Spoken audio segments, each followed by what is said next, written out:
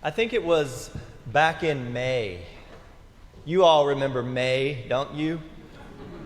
It was just after Easter and spring was really beginning to kick in. Kids were still in school. Summer had not yet begun. This was when the committees and the staff and the leaders of St. Paul began to do our planning. We looked back on the year, assessing what worked, what didn't work. We sent out a survey to all of you to get your feedback. We had conversations with our various committees and lay leadership. And then we started to brainstorm about what we wanted to do, well, starting now, back in May. It was kind of an unusual time in the life cycle of staffing for St. Paul's. Our communications director, Sarah, had just taken a job in California and left. Our new communications director, Tyler, was newly hired, unable to grasp the enormity of that which is St. Paul's. Kelly, our organizational anchor, had her baby and was away on parental leave. And Chris, our director of music, was leaving for sabbatical. There was a lot of coming and going. Gwen just said it was awful. But that's a part of life, right? All of this change and transition, the coming and going, but we moved ahead. How much, when, where, what would the topics be? Bible studies, book groups, service events, services, Sunday school, family functions, youth groups, cookouts, receptions, annual giving. Finding the right balance is nearly impossible. It was 4 months of development, and here we all are. We survived the planning and the printing process. Here we all are in church together, coming from here, there, and yon, from summer vacations, trips, to reconvene as God's family. Homecoming Sunday. Home. Interesting, isn't it, that here we are gathered for Homecoming Sunday, pulling us all together again. And what does Jesus want us to talk about? Conflict.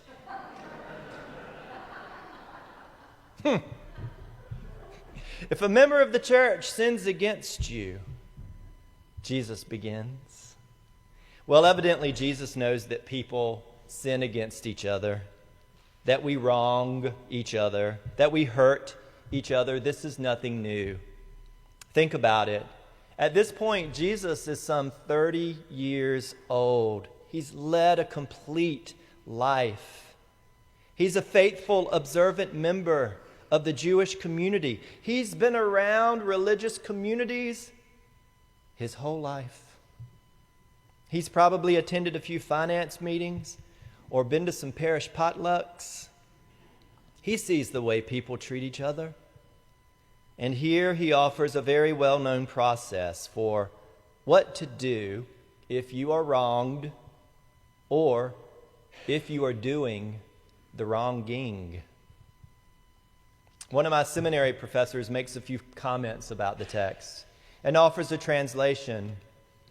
First off, it's important to know that the NRSV, the version of the Bible that we hear here, is intended to be inclusive, and that's a good thing. And it reads, if another member of the church sins against you. But it would actually be if a sibling sins against you. If a sister or a brother, it uses family language. If your sister or brother sins, go correct her where you are, and do it alone. If she listens to you, you have regained your sister. If he does not listen, bring 1 or 2 others with you, so that every word may be established by 2 or 3 witnesses. If he does not listen to them, tell it to the church. So the process is actually a very good one that I tend to employ all the time. Did that person hurt you? Does the person know they hurt you? Have you spoken directly with that person? So dealing directly with the cause is important. And the process calls for some humility, even care that you don't publicly shame another. Then, if the issue still exists, get some help. Bring others into the situation, perhaps friends or even trained professionals. And then, if it doesn't resolve itself, the community may have to step in to take even more extreme actions, perhaps developing covenants that help the parties move forward in a healthy way. I think the reality here is that Jesus knows that issues will and do arise. And we may as well be prepared for them and have a way of managing them. Now, most of you know that one of my favorite parts of ministry, and always has been, is introducing newer people to the church, telling them about church, explaining church, and unpacking all of the nuances of being part of a ritualistic community. And every now and then I hear someone say, "Oh, this church is just the best." And while I think it is, some people think that the church is this perfect place where there are no bumps or bruises or turbulence. "I just love it here," they say. And then I usually respond, "Well, just hold on. You just wait." As Nadia Bolz-Weber says, "We will disappoint you." The church is not without choppiness, and the community is not without its own kind of chaos. We are all human beings given to the task of holiness. We come from many different backgrounds, different traditions. We have different perspectives about what should happen and what should not happen. More of this, less of that. Where'd that go? Where'd that come from? I feel very welcome here. I feel very excluded here.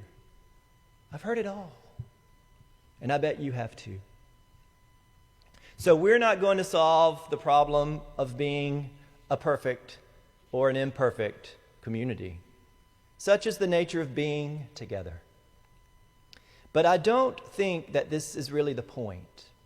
I don't think Matthew's Jesus offers this instruction for the purposes of erasing conflict from church vestry meetings. No, I don't think that's the point at all. Instead, the purpose of his instruction is to create space within the church community for reconciliation. His whole goal is to keep the community together and bring us to a place where we don't necessarily have to agree with each other, but we do have to sit at the table with each other. His instructions point us less toward a congregational manual of conflict resolution, and his instructions point us toward what the kingdom of heaven looks like. And what does the kingdom of heaven look like? Well, it happens immediately before the verse that we hear today. It's a story about a shepherd who is tending to 100 sheep. One of the sheep goes missing, and we don't know what happened to that sheep. Maybe she wanders away, gets separated, gets lost. Maybe he gets bullied or kicked out. And you know what that shepherd does? You know what the shepherd does. He goes looking for that one sheep. It would have been easy, right, for that shepherd to be like, "Oh, I got these 99 others. They'll be fine." But that's not what the shepherd does. The shepherd looks for the one. She tracks down the one that gets left behind and brings her back into the fold. So that's what's important about this section of Matthew. It's about being together.